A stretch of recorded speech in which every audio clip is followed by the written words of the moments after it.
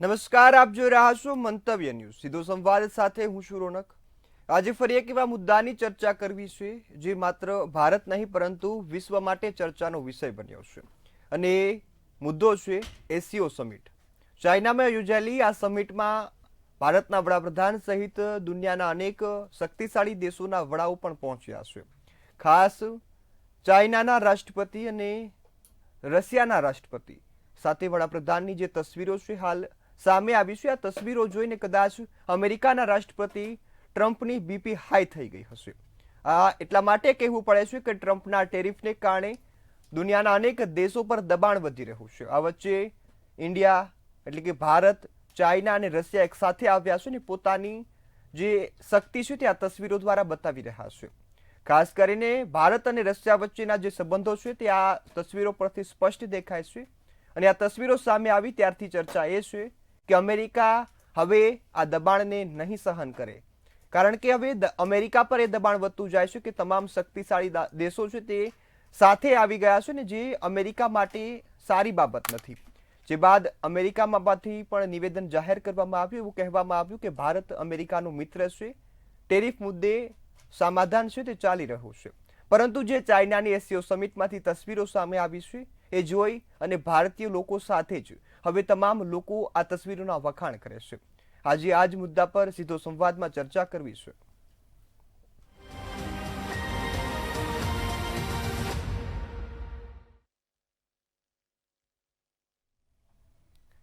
સાત વર્ષ બાદ ભારતના વડાપ્રધાન નરેન્દ્ર મોદી ચાઇનામાં ગયા છે. ખાસ કરી એસીઓ સમિટમાં ભાગ લેવા માટે તેઓ જ્યારથી ચાઇનામાં પહોંચી રહ્યા છે ત્યારે તમામ સોશિયલ મીડિયા પ્લેટફોર્મો પર તમે એ તસવીરો જોઈ રહ્યા છો, એ વિડીયો જોઈ રહ્યા છો કે જે ચાઇનામાંથી સામે આવ્યા છે.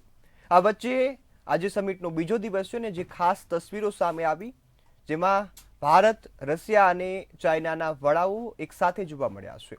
તમામ લાંબી ચર્ચા કરી રહ્યા હતા અને આ વચ્ચે એક ખૂબ જ હાસ્યાસ્પદ દ્રશ્ય સામે આવ્યું કે પાકિસ્તાનના વડાપ્રધાન શાહબાઝ છે તેઓ પણ પુતિનને હાથ મિલાવવા માટે આગળ આવે છે, પરંતુ એ વચ્ચે વડાપ્રધાન અને પુતિન એક સાથે વાત કરતા હોય છે ને પાકિસ્તાનના વડાપ્રધાનને ઇગ્નોર કરે છે. આ દ્રશ્યો જોઈને તમામ ભારતીય લોકો છે તે ખાસ ભારત અને રશિયાના સંબંધના વખાણ કરી રહ્યા છે ને વચ્ચે ચાઇના, ભારત અને અમેરિકાના જે દબાણો હતા તે હવે દૂર થતા દેખાઈ રહ્યા છે. એક તરફ ટેરિફની મુદ્દે અમેરિકા છે તે ચાઇના અને ભારત પર દબાણ વધારી રહ્યા છે. આ દબાણની વચ્ચે હવે જે એસીઓ સમિટમાં મહત્વની બેઠકો થઈ રહી છે, ભારત સાથે કરારો થઈ રહ્યા છે તે હવે ભારત માટે ખૂબ જ ફાયદાકારક સાબિત થવાના છે અને આ દ્રશ્યો એ દર્શાવે છે. ખાસ આજે સીધો સંવાદમાં મુદ્દા પર ચર્ચા કરવી છે.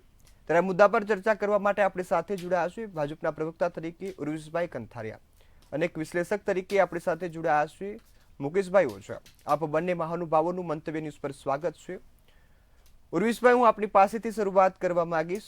જે તસવીરો સામે આવી, જે દ્રશ્યો સામે આવી રહ્યા છે એ તમામ ભારતના લોકો એ જોઈને ગર્વ અનુભવી રહ્યા છે કે અમેરિકા દબાણ વધારે છે, પરંતુ એસીઓ સમિટના આ દ્રશ્યો એ દર્શાવે છે કે હવે ભારત, રશિયા અને ચીન છે તે દબાણમાં નહીં આવે. અને ખાસ ત્રણેય નેતાઓની જે તસવીરો સામે આવી લાંબી ચર્ચાઓ કરતા જોવા મળ્યા, કઈ રીતે જોઈ રહ્યા છો? અમેરિકા દ્વારા જે એકતરફી દબાણ ઊભું કરવાનો પ્રયત્ન થયો સમગ્ર વિશ્વ ઉપર, ત્યારે એક સંતુલનની આવશ્યકતા હતી અને વિશ્વના મોટા જે અર્થતંત્ર છે એ ભેગા થઈને આ વિષય ઉપર વાત કરે અને ખાસ કરીને સુરક્ષા, ઇકોનોમિક સિક્યોરિટીની વાત કરે. એ સમગ્ર વિશ્વના હિતમાં હતું. અને રશિયા, ચીન અને ભારત એ એક જ પ્લેટફોર્મ ઉપરથી વાટાઘાટો કરે છે, સંતુલન સાધવાનો પ્રયત્ન કરે છે. કેટલાક બાયોલેટરલ ઇશ્યુઝ છે એ પણ ચર્ચામાં આવે છે. કૈલાસ માનસરોવર યાત્રા, ચીન અને ભારત વચ્ચે ડાયરેક્ટ ફ્લાઇટ્સ ચાલુ કરવાની વાત, બોર્ડર મેનેજમેન્ટ જે છે એ ઇશ્યુ ઉપર 24 રાઉન્ડ અધિકારી સ્તરની ચર્ચા થઈ છે અને એના આધારે આગળ વાત એસસીઓ સમિટમાં પણ થઈ છે. એવી રીતે બાયોલેટરલ જે આપણો વેપાર છે ચીન સાથે એ કેવી રીતના વધારે સુદૃઢ કરી શકાય એ બાબતે પણ ઘનિષ્ઠ ચર્ચાઓ થઈ છે. એટલે એક સકારાત્મક વાતાવરણ ઊભું થયું છે કે જેથી જે એકતરફી દબાણની આપણે વાત કરી એની સામે આપણે એક ફોર્સ, ઇકોનોમિક ફોર્સ તરીકે ઉભરી રહ્યા છીએ. એ સૌથી મહત્વની વાત છે રોનકભાઈ. જી બિલકુલ.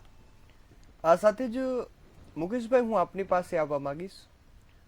કોંગ્રેસના પ્રવક્તા મુકેશ વિશ્વકર્મા આપણી સાથે જોડાયા છે.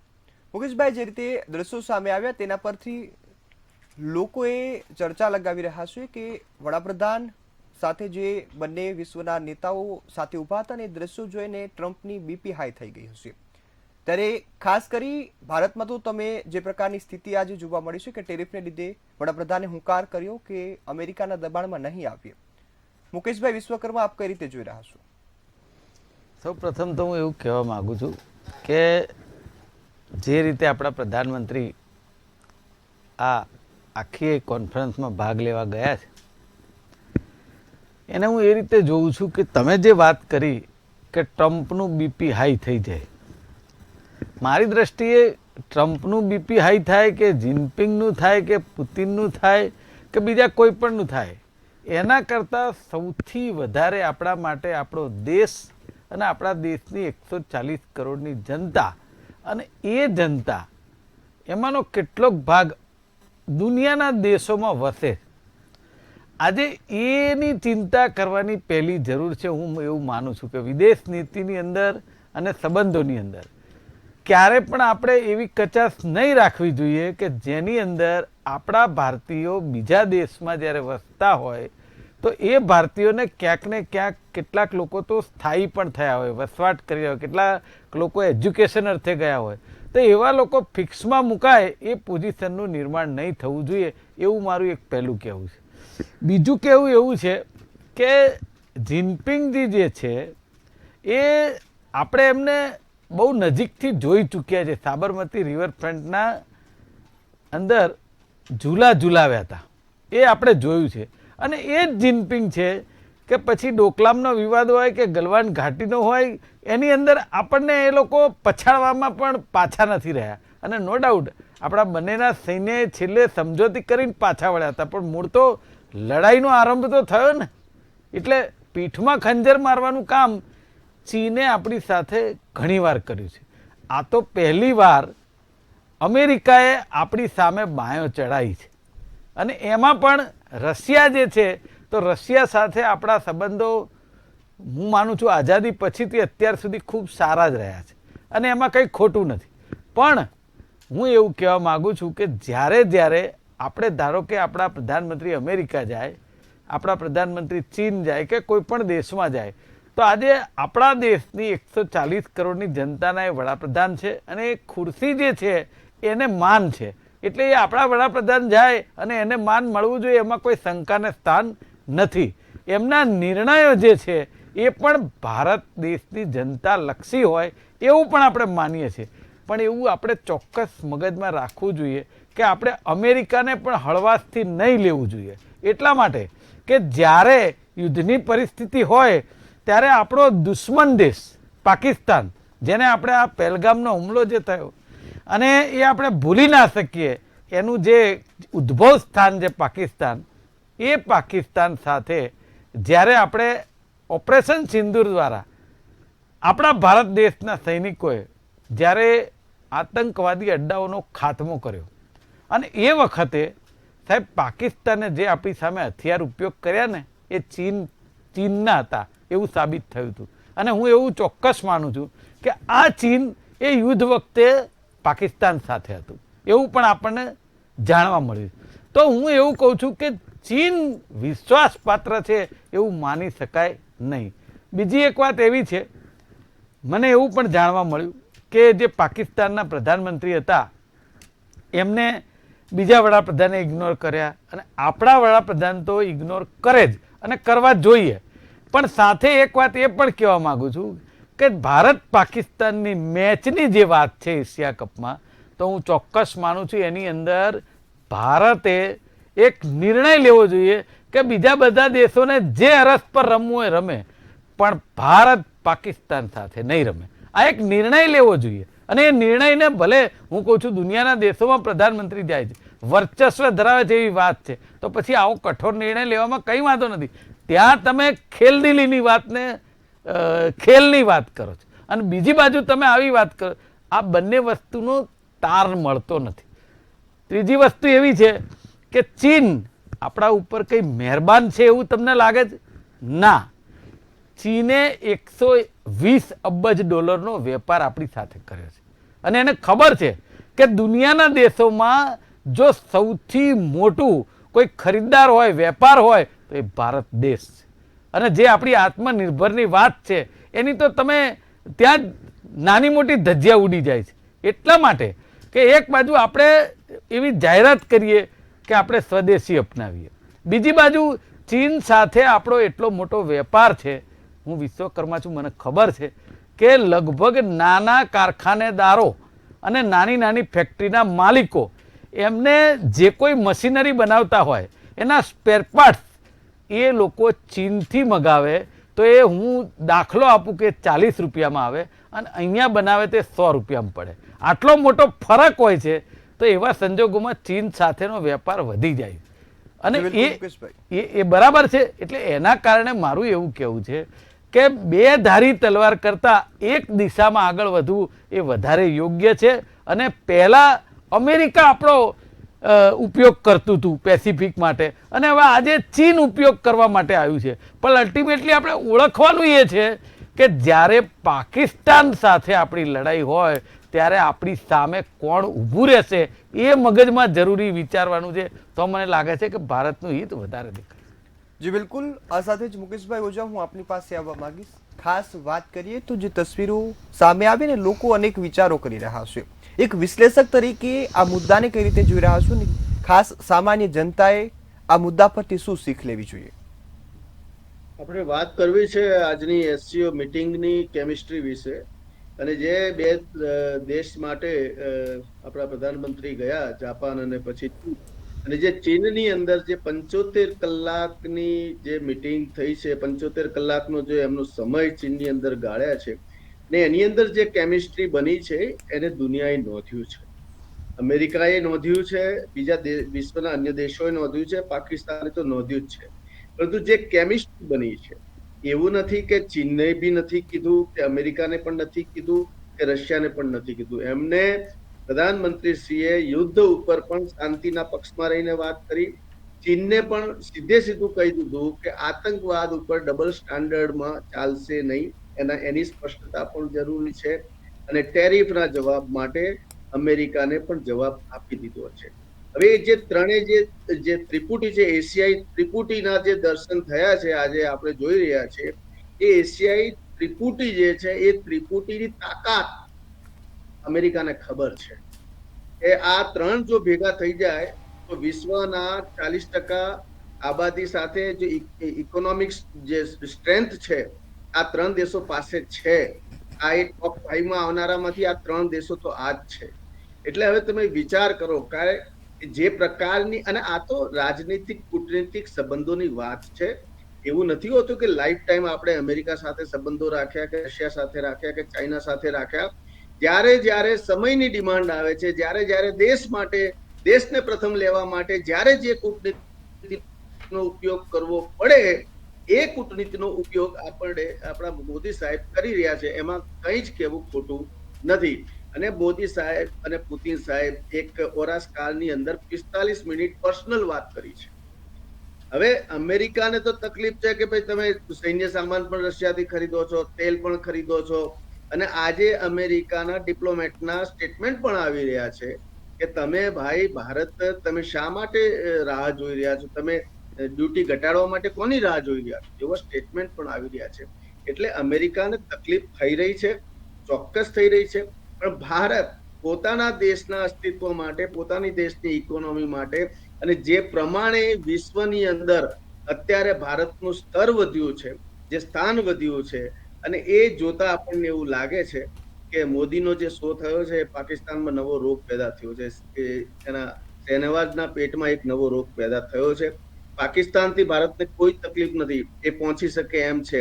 પરંતુ જ્યારે વાત આર્થિક ઇકોનોમીની આવશે ત્યારે જેમ અગાઉ મુકેશભાઈએ કીધું એ આર્થિક ઇકોનોમીના પરિપ્રેક્ષની અંદર દેશ પ્રથમ એ કેટલું આપણે ઇમ્પોર્ટ કરીએ છીએ, ચાઇના આપણી પાસેથી કેટલું લે છે, એ 80-20 નો રેશિયો છે. તો ચાઇના આપણી પાસેથી ઇમ્પોર્ટ કરે એવા પણ રસ્તા ખોલવા જોઈએ. ચોક્કસ એમણે સીધી ફ્લાઇટની શરૂઆત કરવાની વાત કરી છે. એ કોરોના કાળથી બંધ હતી અને જે ચાઇનીઝ લોકોને એન્ટ્રી માટે બંધ હતી, ટુરિસ્ટ માટેની બંધ હતી, એમના બધા રસ્તા ખોલવામાં આવ્યા છે. એ સારી વાત છે. પરંતુ આ જે ત્રિમૂર્તિ છે, પુતિન સાહેબે યુક્રેનની પણ એમણે વાત કરી, યુદ્ધની પણ વાત કરી, ભારતે પોતાના આતંકવાદની પણ વાત કરી, વ્યાપાર સંબંધિત અને ટેરિફ સંબંધિત વાત કરી. એ પહેલા અમેરિકાએ ચીનને આ એસસીઓ સમિટ પહેલા એવું વાતાવરણ આપી દીધું કે અમે ભારત કરતા તમારી સાથે વધારે વેપાર કરવા તૈયાર છીએ. એવું એક માહોલ બનાવ્યો, એવો એક એવી એમણે આખી વાતાવરણ બનાવીને ચીનને એના પક્ષમાં લેવાનો પ્રયત્ન કર્યો. હવે અમેરિકાની સ્થિતિ અહીંયા જે થઈ રહી છે, વિરોધ જે છે, આપણે અહીંયા ઘણું નુકસાન થઈ રહ્યું છે. ટેક્સટાઇલ ઇન્ડસ્ટ્રીઝ છે, ડાયમંડ ઇન્ડસ્ટ્રીઝ છે, એ તમામે તમામ ઇન્ડસ્ટ્રીઝને ભારે નુકસાન થઈ રહ્યું છે. પરંતુ ચીનમાં જઈને મોદી સાહેબ એમ કહે છે કે આ ભારત દેશ 7% વિકાસની વૃદ્ધિ દરથી સતત આગળ વધી રહ્યો છે. વિશ્વની તમામ રેટિંગ એજન્સીઓ એ સ્વીકારી રહી છે કે 7% જે ગ્રોથ છે એ ભારત દેશમાં વધી રહ્યો છે, જે વિશ્વનો સૌથી હાઈએસ્ટ છે એવું એમનું કહેવું છે. એ ચાઇનાના પ્રવચનમાંથી જ મેં આ સાંભળ્યું છે. એટલે જે પ્રમાણે મોદી સાહેબ સ્ટેટમેન્ટ આપે છે, પરંતુ જયારે પાછા ઘરમાં આવે છે અને ઘરની જે સ્થિતિ સર્જાય છે એ સ્થિતિ ઉપર પણ એમણે એવા જ નિર્ણયો લેવા જોઈએ. અત્યાર સુધી ભારતે ટેરિફ અમેરિકન પ્રોડક્ટ ઉપર ઘણું ટેરિફ નાખ્યું છે. એ કેમ આપણે ભૂલી જઈએ છીએ? હવે અમેરિકાનો વારો આવ્યો છે. અમેરિકન ફર્સ્ટ નીતિના કારણે ટ્રમ્પ જે રીતે ટેરિફ નાખી અને જે રીતે પેનલ્ટી નાખવાની વાત કરી, જે વધારે છે એ આપણે પણ માનીએ છીએ. પરંતુ એ અમેરિકાની તાકાત કરતા ઇન્ડિયાની તાકાત હજુ ઇકોનોમી લેવલમાં થોડી ડાઉન છે. એટલે ત્યાં ક્યાંક સમજૂતીના પ્રયત્નો હજુ થવા જોઈએ. હું એ પક્ષમાં પણ છું. આપણે ચાણક્યના સંતાનો છીએ. રાજનીતિક કૂટનીતિ કરતા આવડે છે. ક્યારેય એક પક્ષીય દોસ્તી ટકતી નથી, ક્યારેય એક પક્ષીય દુશ્મની ટકતી નથી. આ રાજનીતિક ચિત્ર વિશ્વ લેવલે બધાને ખબર છે. કોણ ક્યારે કયા દેશ જી બિલકુલ કયા સાથે યુદ્ધ જાય છે, કયો સપોર્ટ આપે છે, ક્યાંથી ખસી જાય છે, એ અમેરિકાએ આપણે યુક્રેન સાથે ખેલ કરતા પણ જોયા છે અને બીજા જે અરબ કન્ટ્રી સાથે પણ ખેલ કરતા જોયા છે. અને ભારતના યુદ્ધ વખતે પાકિસ્તાનની સાથે અમેરિકાની રણનીતિને પણ આપણે જોઈ છે. એટલે આ બધી પરિસ્થિતિને જોતા ભારતને આજના સમયમાં આજની જરૂરિયાત શું છે, આજના વર્તમાન સમયમાં જે યોગ્ય લાગે એ યોગ્ય ઉપર આપણી વિદેશ નીતિનું કામ કરવું જોઈએ. ભલે તુર્કી પાકિસ્તાન પણ હતા ત્યાં, એમને કેટલા ઇગ્નોર થયા છે. આપણે એમની આખી કેમિસ્ટ્રી જોઈએ તો જે પ્રકારે 3 સતત વાતચીત કરી રહ્યા હતા, એ જે બાયલેટરલ જે મીટિંગ્સ થઈ રહી છે એ એક એજન્ડા ની હોય છે. પરંતુ જે પર્સનલ મીટિંગ થતી હોય છે અને પર્સનલ મીટિંગની અંદર જે કમિટમેન્ટ લેવાતા હોય છે, એ કમિટમેન્ટ થકી આખી જે પોલિસી બનતી હોય છે. આજે ભારત ક્યારેય રશિયાને છોડશે નહીં, કારણ કે રશિયા ભારતનો સૌથી જૂનો અને વિશ્વસનીય મિત્ર છે. ચીન પણ એની અંદર આવતું નથી. હવે ચીનની વાત છે, ચીનના પણ વખાણ કર્યા છે મોદી સાહેબે. ચીને કીધું કે છેલ્લા 30 વર્ષની અંદર ચીને જે પ્રકારે આર્થિક ઇકોનોમીની અંદર જે ગ્રોથ મેળવ્યો છે એ નોંધાયું છે. એને આપણે ધ્યાનમાં લેવું જોઈએ. આ વાત ચીનની અંદર બેસીને મોદી સાહેબે કરી છે. તો ચીનની જે પોલિસી છે, માસ પ્રોડક્શનની પોલિસી છે, વ્યાપારની જે પોલિસી છે, તો એ પોલિસી ભારત કેમ ન અપનાવે? એ પક્ષે પણ ભારત દેશની અંદર પ્રધાનમંત્રી શ્રી અને વિદેશ નીતિની ઉપર આપણે કામ થવું જોઈએ. એક મંચ ઉપરથી પાક યુએસ ને બેને જવાબ મળ્યો છે. જી બિલકુલ મુકેશભાઈ, હું આપની પાસે ફરીથી આવું. હા જી બિલકુલ. મારી એક જ લાઈન વાત કહેવી છે કે મોદી સાહેબ ખાલી એમ કહી દે ને કે પાકિસ્તાનમાં યુદ્ધ વખતે ટ્રમ્પે દખલગીરી કરીને સ્ટોપ કરાવ્યું, તો ટ્રમ્પને માત્ર નોબેલ એવોર્ડ જોઈએ છે, બીજું કશું જ જોઈતું નથી. પરંતુ મોદી સાહેબ એ કહેવા તત્પર નથી અને એ કહેવા ક્યારેય રાજી નથી. આની પાછળની જે રાજકીય ગતિવિધિઓ બની રહી છે એ આપણે અત્યારે જોઈ રહ્યા છીએ. જી બિલકુલ. ઉર્વિશભાઈ, હું આપની પાસે આવવા માંગીશ.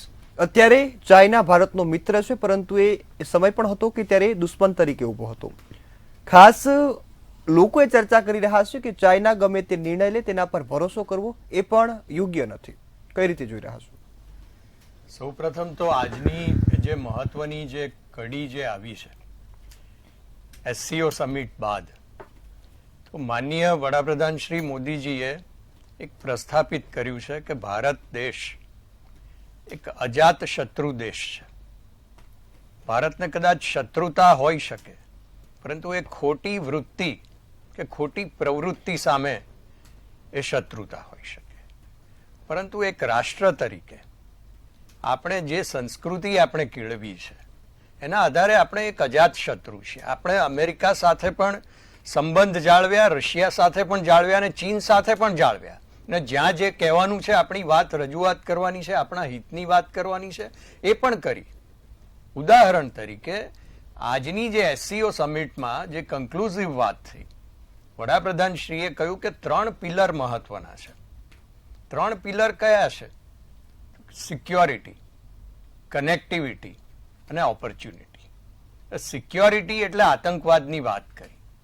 આતંકવાદમાં એ ચોક્કસ પ્રસ્થાપિત કરી શક્યા કે કોઈ પણ દેશ આતંકવાદી પ્રવૃત્તિને સમર્થન ના આપે એ ભારત ઈચ્છે છે.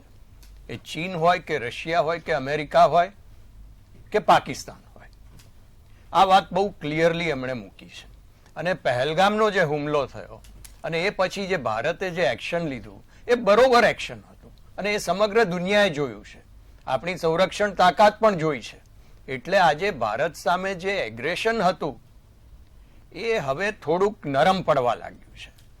બીજું કે કનેક્ટિવિટીની વાત, તો આપણે બાયલેટરલ આપણે ટ્રેડ વધારવો હશે કે આપણી ટ્રેડ ડેફિસિટ ઓછી કરવી હશે તો કોન્ટેક્ટ તો બનવા જોઈએ ને. હવે ચાઇના સાથે લગભગ કોવિડ અને ત્યારબાદની જે ગેલવાન વેલીની પરિસ્થિતિ સર્જાઈ હતી એ પછી આપણે કોઈ ડાયરેક્ટ ફ્લાઇટ્સ જ નહીં હતી. એટલે ભારતના વેપારીને ત્યાં એક્સપોર્ટ માટે જવું હોય તો એ થોડીક મુશ્કેલી થતી હતી. અને ભારત જે એક્સપોર્ટ કરે છે એમાં રો મટીરિયલ લેવલે આપણે વધારે એક્સપોર્ટ કરીએ છીએ. આયર્ન ઓર છે, ઓર્ગેનિક કેમિકલ્સ છે, કોટન છે. હવે આ બધી વસ્તુઓ એવી છે કે રો મટીરિયલ લેવલની વસ્તુ છે. એની બહુ પ્રાઇસ, એમાં માર્જિન ફેચ નથી થતો. પરંતુ હાયર લેવલે જેમ જેમ આપણે વધારે ને વધારે ફિનિશ પ્રોડક્ટ્સ તરફ જતા જઈએ અને ચાઇનીઝ માર્કેટનો પણ આપણે લાભ લઈ શકીએ કે એસસીઓ માર્કેટનો પણ લાભ લઈ શકીએ તો એ આપણી આર્થિક જે ડેફિસિટ છે, ટ્રેડ ડેફિસિટ, એમાં આપણે સુધારો કરી શકીએ એમ છે. જી બિલકુલ ઉર્વિશભાઈ, હું આપની પાસે આવીશ. મુકેશભાઈ વિશ્વકર્મા, હું આપની પાસે આવવા માંગીશ. તમે જે પ્રકારે વાત કરી કે ચાઇના એક સમયે પાકિસ્તાનને હથિયાર સપ્લાય કરતો અને એ જ પાકિસ્તાન ભારત વિરુદ્ધ વાપરતું હતું. અને ખાસ હાલ વાત છે કે અમેરિકા માત્ર ભારત પર નહીં પરંતુ ચાઇના પર પણ દબાણ વધારી રહી છે અને કદાચ એ પોતાનો ફાયદો અત્યારે જુએ છે, પરંતુ અમેરિકા દબાણમાં આવી એવી ચર્ચાઓ તેજ બની છે. કઈ રીતે જોઈ રહ્યા છો? જુઓ, આપણા પ્રધાનમંત્રીએ દેશ હિતમાં જો કોઈ નિર્ણય લીધો હોય તો એક ચીન સાથે વેપાર વધારવાની વાત કરી અને એ અમેરિકાને ક્યાંક ને ક્યાંક દબાવવાનો પ્રયત્ન કર્યો છે. એ ખૂબ દેશ હિત માટે સારી વાત છે. પણ એની અંદર એવું થઈ જાય છે કે આપણી નિર્ભરતા ઘટી જાય છે. એ લાંબે ગાળે એની ખબર પડશે, અત્યારે નહીં પડે. તાત્કાલિક અસરો કોઈ દેખાતી નથી. બીજી વાત એવી છે કે આપણા સિંદૂર ઓપરેશન દરમિયાન પાકિસ્તાનના સેના પ્રમુખે મુનીરે ચીનનો પ્રવાસ કર્યો હતો. ભલે આપણા પ્રધાનમંત્રીએ ત્યાં એવી વાત કરી કે ભાઈ આતંકવાદની સામે કશું ઝીરો ટોલરન્સની નીતિની વાત કરી, પણ તમે વાત કરો છો પણ જે દેશમાં તમે ઊભા છો એ દેશ પાકિસ્તાનને પહેલા મદદ કરે છે. આ સમજી લેવાની જરૂર છે. ભલે એણે એની સાથે જે વ્યવહાર કર્યો હતો એ અત્યારની વાત છે, પણ જ્યારે સમય આવે ત્યારે ઊભું રહે એ અગત્યની વાત છે. બીજી વાત એવી છે કે ચીન બ્રહ્મપુત્ર નદી પર વિશ્વનો સૌથી મોટો બંધ બનાવી રહ્યું છે. આ ભારત માટે ચિંતાનો વિષય છે, જે એની પણ ચર્ચા થવી જોઈએ એવું મારું સ્પષ્ટ કહેવું છે. અને જે ચીન આપણા ભારતની બોર્ડર જે છે એની આજુબાજુ જે હિલચાલો એની છે એની પણ ચર્ચા કરવી જરૂરી છે. એટલે મારું અલ્ટિમેટલી કહેવું એવું છે કે આપણે 100% ચર્ચા કરવા માટે જ ગયા છીએ. વેપારની વાત થાય, આની અગેન્સ્ટમાં આ કરીએ ને આની અગેન્સ્ટમાં આ કરીએ, પણ એની સામે આપણું હિત કે અહિત શું છે એ પહેલાં વિચારવાની જરૂર છે. ઘણીવાર આપણે આદત કોઈ વસ્તુની પડી જાય ને કે આ દુકાનેથી જ લેવું, તો પછી એને ઘટાડતી વખતે આપણને બહુ અઘરું લાગે, અને ત્યાં આપણે જે દિવસે 2 રૂપિયામાં લીધું હોય અને જ્યારે આપણે અહીંયા લેવા જઈએ ત્યારે 5 રૂપિયામાં પડે ને ત્યારે નાના ધંધાઓ બિલકુલ સાફ થઈ જતા હોય. એટલે મારું એવું કહેવું છે કે આ આત્મનિર્ભર ઉપર જ ચાલો, પણ બે ધારી તલવારથી હજી પણ કહેવા માંગુ છું કે આપણા દેશનો ફાયદો થતો અટકે છે. ફાયદો થશે પણ એ અટકે છે. અને જે રીતે અમેરિકા પણ સમયાંતરે સાથ આપ્યો હોય તો પાકિસ્તાનનો જ આપ્યો છે. જ્યારે ઓપરેશન સિંદૂર ચાલતું હતું, યુદ્ધની પરિસ્થિતિ જેવું નિર્માણ હતું, સાહેબ આખો દેશ જોઈ રહ્યો હતો કે આ યુદ્ધ થશે અને 100% મોદી સાહેબ પાકિસ્તાનને ધૂળ ચાટતું કરશે. નો ડાઉટ આતંકવાદી અડ્ડા આપણે નાશ કર્યા, પણ સાથે એવું પણ હતું કે આપણે જે આપણું ઓક્યુપાઈ કાશ્મીર છે એ પણ કદાચ આપણે લઈ લઈશું. આવી બધી વાત, અને એ રાત કોઈ ઊંઘ્યું નથી. એવા સમયે સાહેબ યુદ્ધ જ્યારે અટકી ગયું ને ત્યારે, અને કઈ રીતે અટકી ગયું એ તો આજે હજી કોઈને ખબર નથી, પણ ટ્રમ્પ જ્યારે એમ કે આ યુદ્ધ મેં અટકાવ્યું છે, હું એમ કહું છું કે આપણા લોકલાડીલા પ્રધાનમંત્રીએ દેશ હિતમાં દેશના લોકોના મનમાં પડેલી વાતને જો બહાર લાવી હોય તો એમણે જાહેરમાં કે લોકસભામાં ગમે તે કહેવું જોઈએ કે મને કોઈ દેશનો પ્રધાનમંત્રી કહી શકે નહીં કે મારા દેશ હિતમાં મેં જે નિર્ણય લીધો હોય એ યુદ્ધનો હોય કે કોઈ પણ હોય એ મને કોઈ અટકાવી શકે નહીં. કારણ કે આપણા પ્રધાનમંત્રી 140 કરોડ લોકો જે જનતા છે એના ચૂંટેલા પ્રધાનમંત્રી છે. તો એણે જરાય ડરવાની આખાએ વિશ્વમાં જરૂર નથી, પણ ક્યાંક ને ક્યાંક કંઈક ને કંઈક અટકાવ આવતો હોય છે, એનાથી દેશની પ્રજા ક્યાંક ને ક્યાંક ચિંતામાં જરૂર છે. જી બિલકુલ મુકેશભાઈ, આ સાથે આપ સૌ અમારી સાથે જોડાયા અને મુદ્દા પર ખૂબ સરસ ચર્ચા કરી અને ગુજરાતની જનતા, ખાસ અમારા દર્શક મિત્રોને સમજાય કે આ બાબત કેટલી જરૂરી છે એ વિશે માહિતી આપી બદલ આપનો ખૂબ ખૂબ આભાર. હાલ જે દ્રશ્યો તમે ટીવી સ્ક્રીન પર જોયા એ દ્રશ્યો દર્શાવે છે કે ત્રણેય દેશો જો સાથે મળે તો તાકાત વધે એમ છે, પરંતુ અમેરિકાને દબાણ વધારવાની જે નીતિ છે તેને યોગ્ય જવાબ આપવો તે પણ જરૂરી છે. હાલ તો જે પ્રકારના મહાનુભાવો મંતવ્યો દઈ રહ્યા છે અને જણાવી રહ્યા છે કે લાંબા સમય સુધી જો આ નીતિ ટકાવી રાખવામાં આવે તો ભારતને પણ ફાયદો થાય અને અમેરિકાનું આ દબાણ છે તે પણ હળવું થઈ શકે. આજના મુદ્દામાં ફક્ત આટલું જ. ફરી મળીશું નવા વિષય સાથે. ત્યાં સુધી મને રજા આપશો. નમસ્કાર.